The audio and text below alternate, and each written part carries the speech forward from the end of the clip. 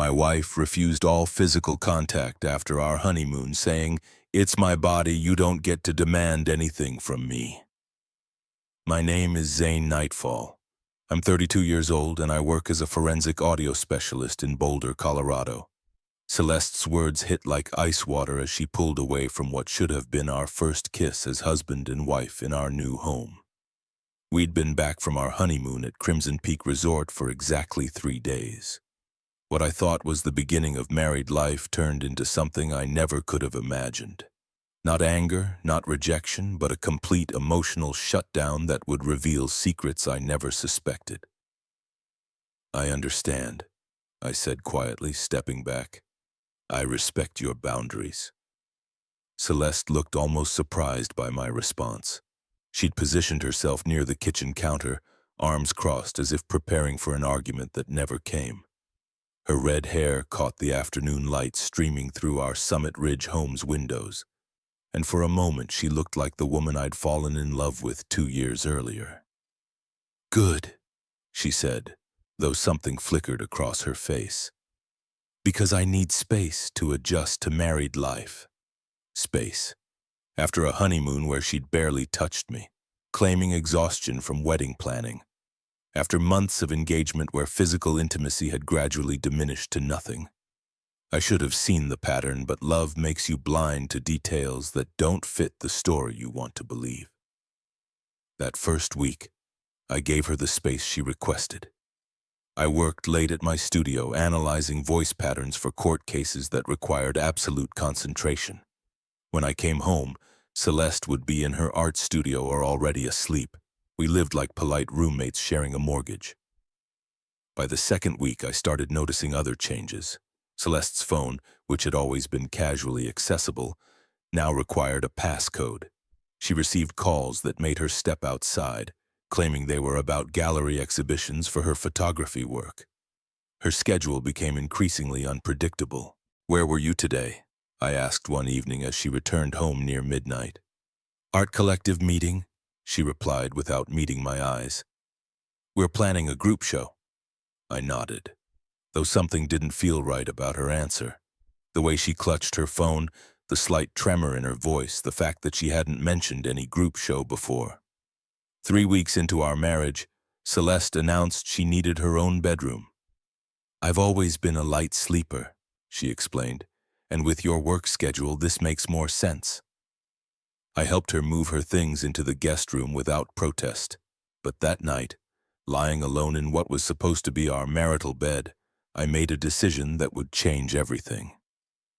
The next morning, I called Sage Montgomery at Shadowhawk Investigations.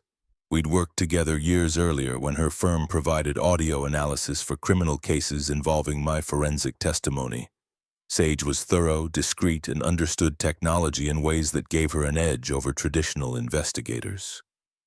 "I need to know what my wife is doing during the hours she's not home," I told her over coffee at a downtown Boulder cafe. Sage studied me across the table. "How long have you been married?" 26 days. She raised an eyebrow but didn't comment on the timing. "What makes you suspicious?" I explained the sudden boundary changes, the secretive phone calls, the complete transformation from engaged partner to distant stranger. Sage listened without judgment, taking notes in a small leather portfolio. Standard surveillance package includes location tracking, communication monitoring where legally permissible, and activity documentation, she said. Typical time frame is 2 weeks for conclusive evidence. Do it. If you're watching this story unfold and wondering how far deception can go in a marriage, make sure to subscribe because what Sage discovered about Celeste's double life was beyond anything I could have imagined. The first report arrived 5 days later. Sage had tracked Celeste to an upscale apartment complex across town, where she spent Tuesday and Thursday afternoons. The apartment was registered to Quinn Grimhold, a 35-year-old investment advisor with no apparent connection to Boulder's art scene. "Your wife has a key," Sage noted in her typed summary. "She enters without announcing herself, stays approximately 3 hours each visit." I stared at the surveillance photos. Celeste arriving at the apartment building looking relaxed and happy in a way I hadn't seen since before our wedding. Celeste leaving the building with tousled hair and wrinkled clothing. The timestamps told the story I'd hoped wouldn't be true. The second report was more detailed. Sage had identified Quinn Grimhold through public records and social media analysis. He'd been divorced for 2 years, worked for Pinnacle Wealth Management, and according to his Instagram account, enjoyed hiking and craft brewing. The connection dates back at least 8 months, Sage explained during our meeting. Based on digital footprints and location data, they've been meeting regularly since last June. June, 2 months before Celeste accepted my proposal, 4 months before we set our wedding date. She'd been living a double life while planning our future together. There's more, Sage continued, sliding another folder across the table. Financial analysis shows your wife has been making payments on Mr. Grimhold's apartment lease, 3 months of rent totaling $4,800. The money had come from our joint savings account, transferred in small amounts that wouldn't trigger automatic alerts. Celeste had been funding her affair with money I'd contributed for our household expenses. "What's your next move?" Sage asked. I closed the folder and sat back in my chair. The cafe around us buzzed with normal conversations, people living normal lives without secrets eating away at their foundations. "I need everything documented for legal purposes," I said finally. "Comprehensive evidence package." 2 days later, I sat in the offices of Valor Legal Associates meeting with Maverick Kane, a divorce attorney recommended by Sage. The conference room overlooked Boulder's downtown district where Celeste and I had once walked hand in hand, planning our life together. "Colorado is a no-fault divorce state," Maverick explained, reviewing Sage's evidence package. "But adultery and financial deception can impact property division and spousal support considerations." "How long will the process take?" "With this level of documentation, 6 to 8 weeks for an uncontested proceeding. Longer if she fights the terms." I signed the retainer agreement that afternoon. 3 weeks of marriage, and I was already planning its end. That evening, I came home to find Celeste in the kitchen preparing what looked like an elaborate dinner. Candles on the table, wine breathing in a decanter, her best dress that I'd always loved. "What's the occasion?" I asked. "Do I need an occasion to cook for my husband?" She smiled, but it didn't reach her eyes. "I thought we could talk. About us, about our future." We sat down to dinner, and Celeste launched into a speech about marriage requiring adjustment periods, about how she'd been overwhelmed by the transition from single life to partnership. She reached across the table and touched my hand. "I want to work on our intimacy issues," she said softly. "I know I've been distant." I looked at this woman who'd shared my bed, my dreams, my bank account while maintaining a completely separate relationship. The performance was flawless if you didn't know what was happening behind the scenes. "That sounds good," I replied. "What do you have in mind?" Relief flooded her face. "Maybe we could start couples therapy? And I was thinking perhaps we should plan another trip, somewhere romantic, just the two of us." Another trip, funded by our joint account while she continued paying Quinn Grimhold's rent. The audacity was almost impressive. "I'll look into some options," I said. After dinner, Celeste suggested we watch a movie together. She curled up beside me on the couch, closer than she'd been since our wedding night.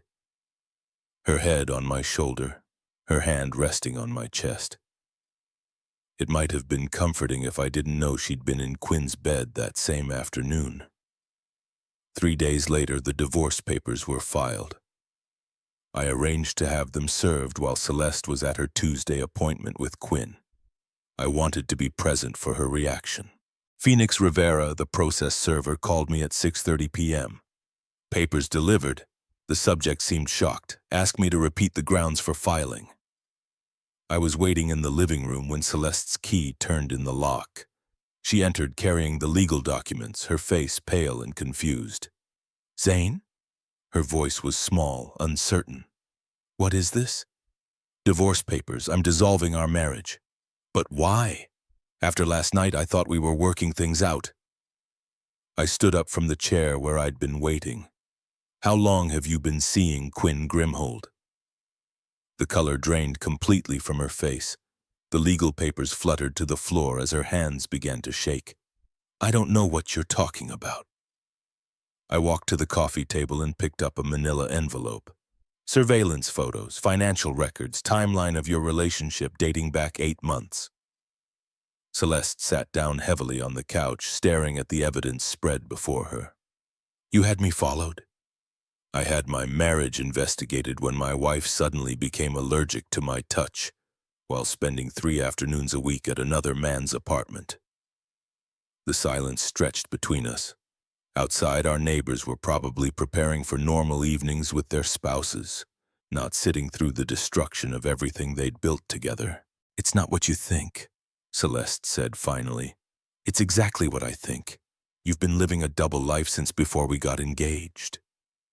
I was going to end it, she whispered. After the honeymoon, I was going to tell Quinn it was over. Instead, you cut off all physical contact with me while continuing to see him twice a week. Celeste looked up, tears streaming down her face. I needed time to figure out what I wanted. You wanted both, a marriage that looked good to your family and friends and a relationship that satisfied your actual desires. The truth hung in the air like smoke. Celeste had never intended to be faithful. The wedding, the vows, the promises about building a life together had all been performance art while she maintained her real relationship with Quinn. What happens now? She asked. You have 30 days to respond to the filing. Maverick Kane is handling my representation. I suggest you find your own attorney. And us? I looked at this stranger who'd shared my name for exactly 42 days. There is no us. There never was. The divorce proceeded smoothly once Celeste realized the evidence against her was overwhelming. She didn't contest the terms Maverick proposed. No spousal support, equal division of premarital assets, and full reimbursement for the money she'd spent on Quinn's apartment. 8 weeks after filing, I stood in Westridge County Court as Phoenix Rivera read the final decree. Celeste wasn't present. According to her attorney, she'd moved in with Quinn permanently and preferred to handle the proceedings remotely. Outside the courthouse, Maverick shook my hand. One of the cleaner cases I've handled. Your documentation made the difference. Sage Montgomery deserves the credit for that. What's next for you? I looked across Boulder's skyline, thinking about the empty house in Summit Ridge that I'd probably sell, the life I'd need to rebuild from scratch. I'm thinking about relocating. Maybe Portland or Seattle, fresh start.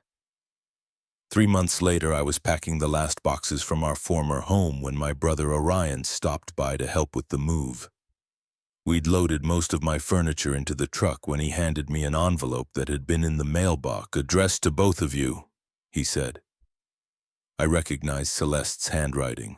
Inside was a wedding photo from Crimson Peak Resort, the one where we're both laughing at something the photographer said.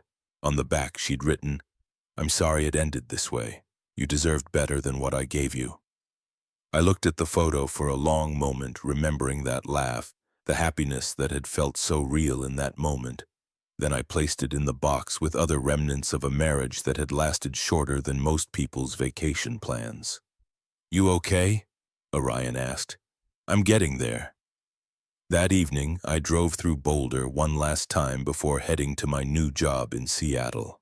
Past the cafe where Celeste and I had our first date. Past the church where we'd planned to grow old together. Past the apartment complex where she'd been living her real life while I lived in an illusion. At a red light, I pulled out my phone and deleted her contact information. 42 days of marriage, 8 weeks of divorce proceedings, and now the final step of letting go completely. The light turned green and I drove toward whatever came next. Some lessons are expensive, but they're also necessary. I'd learned to trust evidence over emotions, to investigate inconsistencies rather than explaining them away, and to understand that some people are capable of deception so complete that love becomes a liability rather than a gift. Behind me, Boulder disappeared in the rearview mirror. Ahead, Seattle waited with possibilities I couldn't yet imagine but was finally ready to explore.